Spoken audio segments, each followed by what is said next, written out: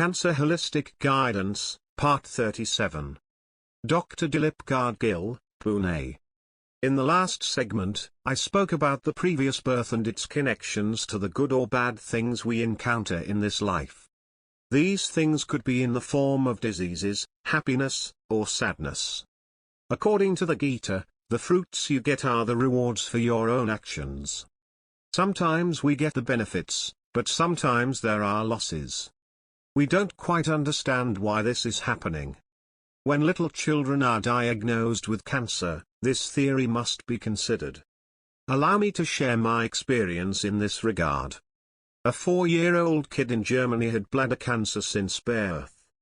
He was on his deathbed, with doctors declaring that he would live for another 2 to 3 days only. I was told to come and see him, but I said there was no point of going.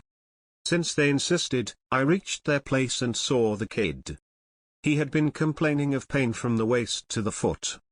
They had done venesection in his stomach. So, whenever the child would wake up and start crying, his mother and father were supposed to simply release morphine into his bloodstream, which would help him fall asleep again. The parents' only responsibility was to sit by his side and do this. When I reached there, he woke up and began crying. I told the parents to not use morphine. Instead, I asked them to heat some olive oil and massaged his waist and legs gently. He resisted it initially, but after 10 to 15 minutes, he dozed off without morphine. When I spoke to his mother, she told me that she was undergoing a lot of stress during her pregnancy. She was a heavy smoker. She smoked 30 cigarettes a day. And hence, the child was born with cancer, and the reason for his pain was that it had spread into his nervous system.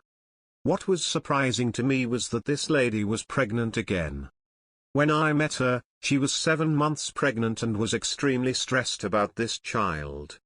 She knew he was going to die, but she couldn't bear the thought. And so, she had started smoking again due to this stress. The doctors and family members had tried reprimanding her, but nothing had worked.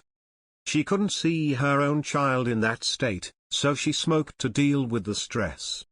I told her that my take on the entire thing was a little different. I said she alone wasn't responsible for the child's condition.